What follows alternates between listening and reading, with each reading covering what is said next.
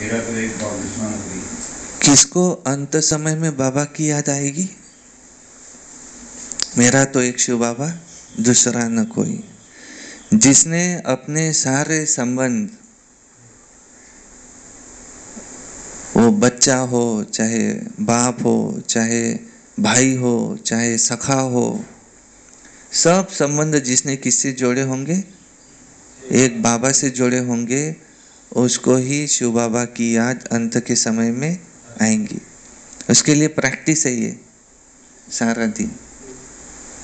जसं वर्षभर समजा एखाद्यानं अभ्यास नाही केला तर वेळेवर पास होऊन जाईल का तो?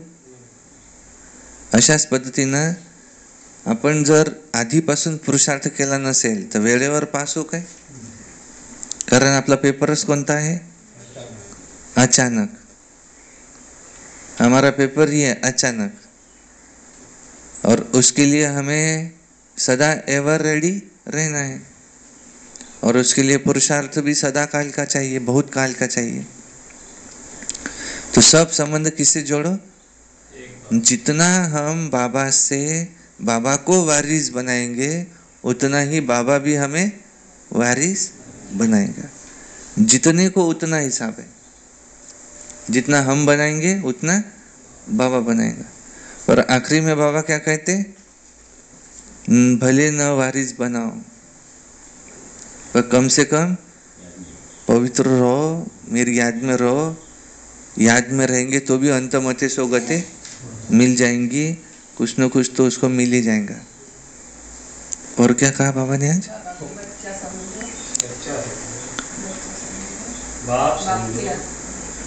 सब संबंध भक्ति मार्ग में हमने कहा त्वमेव माता पिता, त्वमेव बंधु सखा, त्वमेव सर्वं मम देव देव. सब संबंध तुझसे. तो बाबा कहते अब मैं आया हूँ, तुमने मुझे बुलाया था, हे भगवान तुम जब आएंगे तो हम तुम पर वारी जाएंगे, तुम ही से खाएंगे, तुम ही से सोएंगे, तुम ही से सब कुछ करेंगे. बाबा कहते अब मैं आया हूँ, अब अपना मन मुझ में लगाओ, बाकी सब से बुद्धियों संबंध तोड़ दो. तुम हो बेहद, तुम्हारा है बेहद का सन्यास, वो है हद के सन्यासी, घर बार छोड़ के जाते. सब से बुद्धियों घटाए, एक मुझसे लगाओ तो अंत मते सो गते तुम्हारी हो जाएंगी.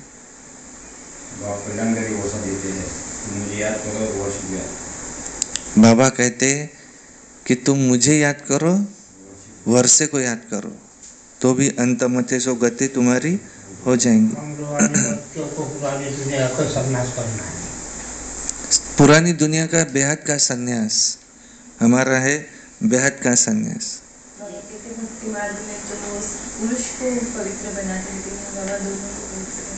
यहाँ बाबा कहते कि दोनों पवित्र रहो. वहाँ तो भी सिर्फ सन्यासी लोग पुरुष होते ज्यादा से ज्यादा. पहले के जमाने में तो सारे पुरुष ही जाते थे. अभी तो भी कोई एक दो सन्यासी स्त्री दिखती होंगी. पहले तो क्या था, पुरुष ही जाते थे घर बार छोड़ के. तो वो तो सिर्फ पुरुष को ही प्रोत्साहन देते सन्यास करने का, उनको पवित्र बनाते. यहाँ तो बाबा ने माताओं को पहले आगे रखा. बाबा कहते दोनों पवित्र रहो तो पवित्र दुनिया के मालिक बनेंगे. वहाँ रावण होता नहीं. भगवान की कृपा से सुख पाते हैं, यही भगवान की महिमा है. भगवान की कृपा से सुख पाते हैं. उनकी तो कितनी महिमा, नर से नारायण बनाते हैं. सारी महिमा उस एक की है. ये ब्रह्मा बाबा भी उनसे सुनते हैं. एक बाबा की याद में रहेंगे तो उच्च पद पाएंगे. याद ही है मेन.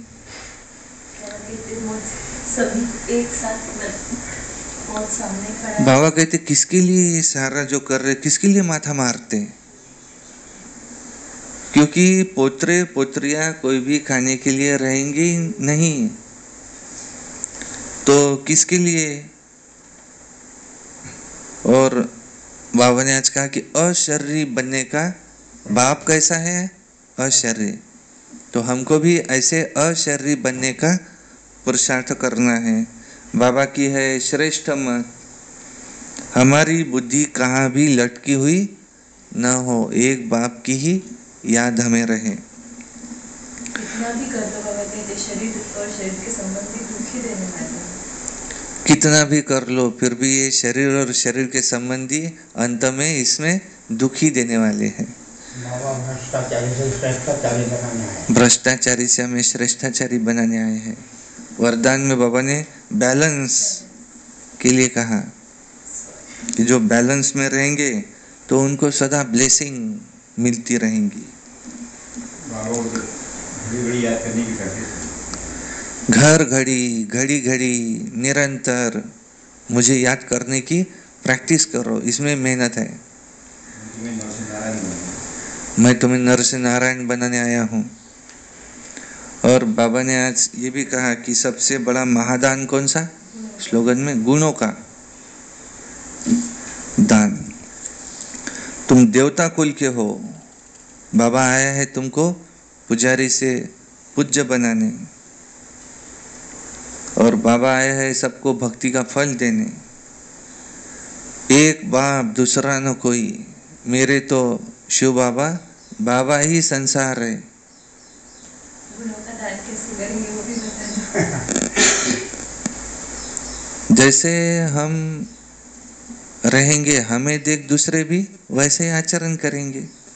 कहते जो कर्म मैं करूँगा मुझे देख और भी करेंगे। तो हमें ऐसा रहना है कि हमें देख करके दूसरा भी वैसा रहे, तो उसको कहा जाता है गुणों का दान। कह कर की नाही,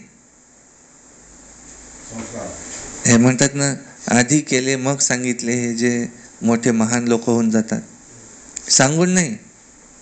आज जगात सांगणारे खूप आहे आणि त्याच्यावर चालणारे कमी आहे। असं म्हणतात, आपण स्वतः कोरडे पाषाण, दुसरा सांगे ब्रह्मज्ञान। तर गुणांचं दान हे सांगून नाही, पण तसं आचरणात आणून। आपण इथं किती सांगू, आम्ही ओम शांती ब्रह्मकुमारीजमध्ये जातो आणि आपणच जर अशांत दिसत असेल नेहमी, तर तो कोण ऐकेल का बा तुम्हाला परमेश्वर भेटला।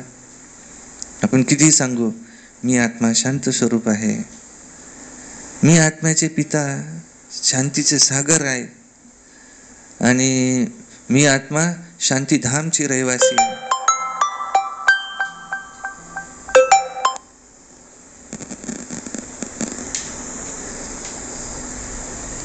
तर कोणी ऐकेल का हे? ते म्हणतील का बा तुम्ही म्हणता बा असं, पण तुमच्या आचरणात तर काही असं दिसत नाही। एखादीचं नाव असते शांती, सगळ्यात जास्त अशांत म्हणते तेच दिसते।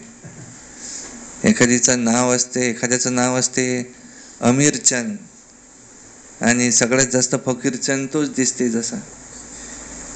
तर कलियुगात काय आहे, ज्याचं जे नाव आहे त्या नावानुसार दिसत नाही, तर ते गुणांचं दान नाही करू शकत। आपल्याला आपल्या सांगून नाही, आचरणातून दुसऱ्यांना त्याच्यातून सगळ्यात मोठी सेवा होऊ शकते, आणि होतेही। हे लोक म्हणतात की बा तुम्ही जेव्हापासून तिथं जायला लागले ना, तर आता तुमच्यामध्ये थोडा खूप फरक दिसून राहिला। आणि एखाद्यात जर समजा फरक दिसत नसेल, कमी असेल तो, तर म्हणतात की तो जो तिथं जाते तरी तो असा का। तर त्याच्यासाठी म्हटलं जाते की आता विचार करा का तो तिथं जाऊनही असा आहे, तर तो जो गेला नसता तर विचार करा का तो आज काय असता। तो तिथं औषध घेऊनही जर त्याची बिमारी एवढी दिसते आज, तर त्यानं औषध घेतली नसती तर त्याचं काय झालं असतं। अच्छा, ओम शांती।